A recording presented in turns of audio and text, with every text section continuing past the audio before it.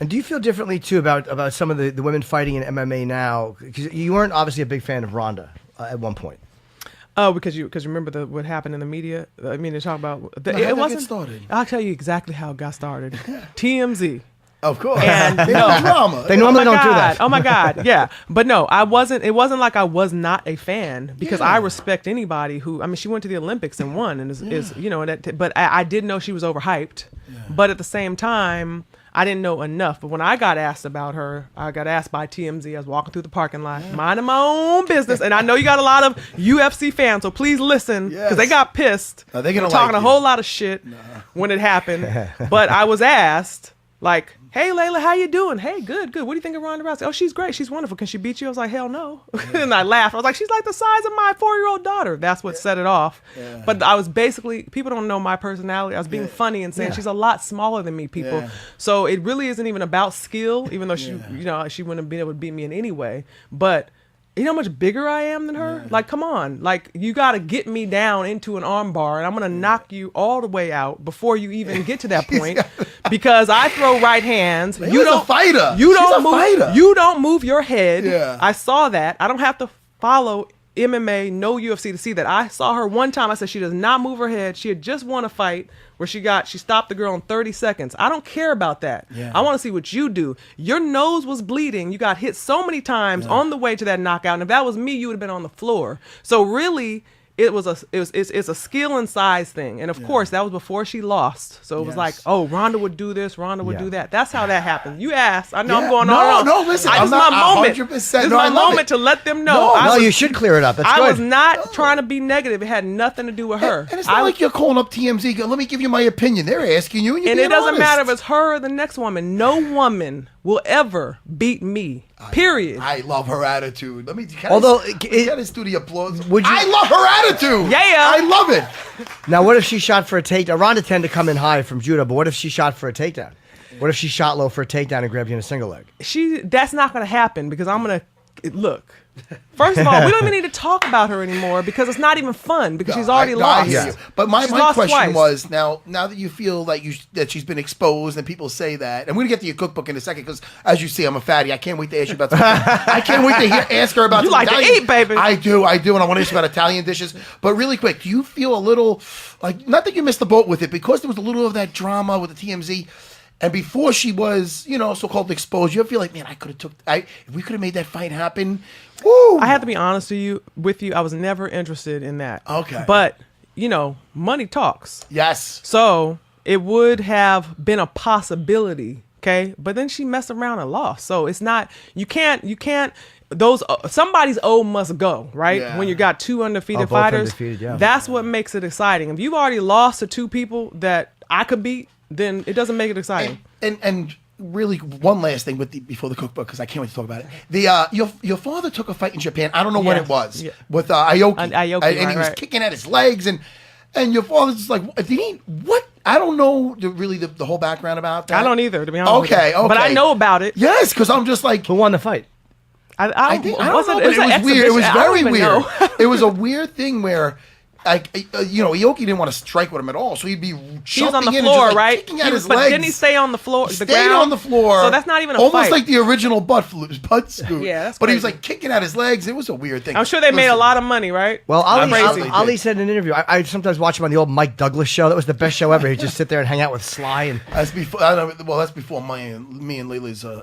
But he said one time, and I think he called him a karate man. But he said a karate guy will always beat the boxer. Yeah. He said because he has use of his legs, so he kind of knew that you can't fight a guy who's doing martial arts. The thing is that that's his opinion. Doesn't mean he was right. I already told you about me and my dad. That's a good point. But let me just say, there's a couple of things that come into play. I think if you have two people, I'm talking about two really fighters who can take punches. Yeah. You got to be able to take a punch when you're in there with a puncher, and I'm a puncher. And you got to have a skill, and then pound for pound, then possibly that's true. It just depends. So it's like if you're not going to move your head, and you're in there with someone bigger and stronger and you get hit with the right hand, that's not fair. That's why I laughed about the whole idea in the first place, because it just wouldn't be fair to match us that way, because I believe in weight and pound for pound and punching power and all that kind of thing. So what do you think of Conor Floyd? I know you said it was just an entertainment value fight. It was. Was it better than you thought it was, or do you think that Floyd didn't go all out? It definitely was not better than I thought it was. But I think that it went exactly what I thought. Floyd can pretty much Floyd is like on such a different level. You know what I mean? And Conor, trust me, he's a good fighter. He has heart, you know, and I like his style. I like him as a person. Like, I really wasn't feeling him. And then I happened to be on a flight, and I saw there was like a special they did on him. Yeah. And I was like, you know, I like him because he's a stand-up guy, and I can deal with that. You know what I mean? Yeah. But I did see, like, okay, it's a money fight for them. It's on the people. If they want to pay for it, cool. But Floyd pretty much was just kind of stringing them along. You know what I'm saying? Because Floyd can box in his sleep. He can see the punches you're trying to throw before you even throw them. You know, I said, but I did say he has a chance. He has a puncher's chance, but I don't think that's going to happen. And so it was cool. I mean, it was nice that, you know, he at least let the fans have those moments where they're like, oh, wait, maybe he could do something. It's like, no, Floyd's not, that's not happening. Now, and you're obviously a nutrition-based person. You're an elite athlete. And your cookbook, because I try to eat. I can't cook at all. I've never cooked a day in my life. But I want to eat, like, I don't want to be fat. Well, you're not, so you don't have to worry about that. And you're not fat either. Thank you so much, Layla. But now I don't know. Do you have any Italian dishes? You know what? I'm not fat. But he's not kidding. Before you came in, he's like, you think she has chicken parm? No, I'm like, I heard that. Ask her. I heard that. That is not one of my specialties, although I could make it. What is that? I could. Oh, this is a sweet potato pie right That's here. Oh, very good. But you know, everything that I cook and try to make it healthier. So I would say the closest thing that I have is a ratatouille. Ratatouille. Ratatouille. Ratatouille. The closest thing. Oh, sorry. That's the closest thing. Ratatouille. Ratatouille. What is it? It is basically vegetables that you cook on a stove. So you have your zucchini, you have your tomatoes, you have your eggplant. Matt tapped out. That's the closest thing. So no, it's not. I wouldn't say. I'm trying to think. Like, let me. I usually don't tap out quick. I started to open the book. Like, you know, let me see what else can fall under Italian. What is your special? Like, what do you cook like particularly well? Like, what do you go like? This is why I wrote the recipes. Well, first of all, I've been cooking since I was 9 or 10 years old. Let me just put that down there. So it's not like, oh, you know, I'm just trying to do something. This is something that I was doing before I was boxing, and I've kind of come back to it. And I've been making the recipes in there, such as my stewed chicken and my gumbo and my oven fried chicken wings. So of course I got the soul food. That sounds good though. Yeah, I'm a sister.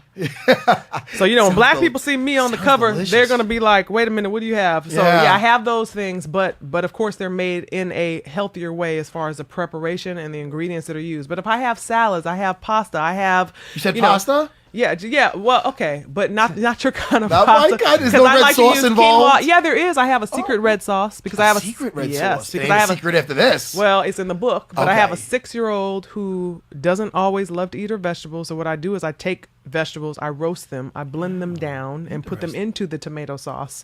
So I also have a secret white sauce. So like, say if you're making mac and cheese and you want to get some vegetables in there, why not put a little cauliflower, a little zucchini, blend it down? They can't taste it. You mask the flavor. So I have those things. So it's like when you want to give like an animal a pill. You basically crunch it up and you put it in the food. Put it in a piece of sausage or something. That type of thing. Good. Yes, exactly. That's how I always got pills given to me. They would crunch it up and put it in a dog bowl. But all the flavor is there, you know, because that's why I don't think it's a health book, because it's just, we should be eating healthy, but like, again, all the flavor is there. So nutrition is king, but flavor is queen. So whether you're Jimmy, who hasn't eaten a carb since 1999, or myself, where you're a bit of a fat guy, that has something for everybody. For sure. Oh, this definitely. Is great. I love to eat. I love to get my grub on. And I have a burger in there that I dedicated to my father, the greatest of all time burger. And how it came to be, basically, is my father used to pick us up, take us to these burger joints, right? And I remember him always ordering his burger the same way, right? So I pretty much recreated that burger and just dedicated it to him. So they got to buy the book to find out how he likes it, right? Because I want to know. I'm not telling how the champ ate his burger. I do want to ask this. What was the reaction every time he'd walk into a burger place and ask for a burger? Oh my God, can you imagine? Ali. But this particular burger place that I can't remember the name of, they knew him there. We were regulars, you know, but it was like a hole in the wall place, but they used to flavor their meat and season their meat, you know, so that was the thing that I think he loved about it. At what point did you realize that the way you lived life as a kid, was there a point where you realized, like, going into this burger place or having everybody go crazy, hey, this is not what most kids experience? Like, how long did it take you to realize that your life was a lot different? Well, listen, when you leave a 14,000 square foot mansion in a Rolls Royce and you ride down the street with the top down and all of us standing up in the car with no seatbelts on, and well, that was back in the day, you know. Sure. And it's Muhammad Ali. Yeah, that wasn't right. But you know, and people are always Ali, and he's honking and waving, and he's passing out $100 bills to homeless people on the road. That was a regular thing that I saw. And then going to like the neighborhood Bob's Big Boy. Remember Bob's Big Boy? And there was always a crowd of people around. He always had a black briefcase, which had his magic tricks, and he had his pre-signed Muslim pamphlets.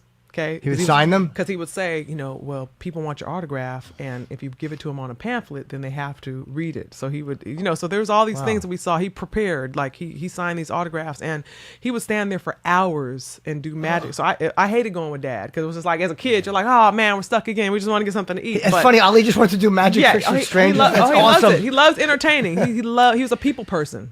I'm such a movie person. Did you like the Will Smith movie adaptation of his life? I thought it was good. I thought it was good. I mean, that's not Ali to me, but I thought Will did an amazing job, and he really took it seriously. He spent time with the family. He consulted the family, and he did an amazing job. Yeah. So there was moments where you almost forgot you were watching Will, and I think if you can do that, you've done your job. Well, that's a really hard guy to play too, because it's such a famous person. Like, it's like when you look at who played Capote. Philip Seymour Hoffman played Capote. Mm-hmm. He's a famous guy, but a little easier to do an impression of. But Ali, there's one image of. And well, you tell me as an actor, because I would think that being your job, that you would just be like, yeah, I'm gonna do this. If you have the right build and you be confident and you do your research, then you go for it. It seemed like it would be really exciting though, wouldn't it? I don't have Will Smith confidence. Like like when you look at Cuba Gooding Jr. did OJ, he does not look like OJ, and he sounded not that much like him, but he said he played the guy, he played the emotions, and it just worked. You didn't look at it and go, he doesn't look like OJ. You're like, this is what OJ was going through. Yeah. So sometimes the little difference in look is okay if the guy is playing it emotionally. Then you gotta really be heavy on the acting side then, right? Yeah. To make us forget all of that. Yeah. Yeah. Well, your dad played himself in a movie called The Greatest. That was funny. Yeah, it was like, didn't he play himself through all ages, like from 17 to 45? I don't think it was all ages. But that was a good one. I liked it. I thought he did a good job. Yeah.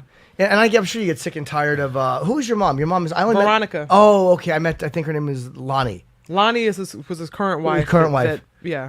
I met your dad once. I get to sit in a hotel room with him for 45 minutes. We had a mutual friend, and he wasn't talking much. At the end, were you able to communicate with him? Or when you say the end, do you mean before he passed? Oh, yeah, the last couple of years, yeah. No, I mean, we can communicate with him usually early in the morning, before he took his meds, because he took lots of meds, and the meds are what had the side effects that kind of made him kind of go out of it. But did they stop tremors and things like that? Yeah. Okay. So, but he, because Parkinson's, everything shuts down, so we would have a hard time swallowing. Sometimes we would get food stuck in his mouth, things like that. So the medicine, even though it kind of made it where he wouldn't communicate with you as much, it was really important to have. But if you get to him before like 11 o'clock, for some reason he take his medicine, you could have not the kind of conversation like I'm having with you. Yeah. But you could be like, hey Dad, like, hey, how you doing? He would know and he'd be there. But then he'd take that medicine and it would be, that was hard to watch. So I felt like he was kind of trapped in his body because his mind was there. 100%, right? But not 100%, no. I wouldn't say, because, I'm sure you're altered in some sort of way with Parkinson's, but he was there. You can make that connection with him. So he's in a better place now, and that's what gives me comfort in knowing that, I believe he's his old self, wherever he is. So yeah. eating a slice of my sweet potato pie with a la mode.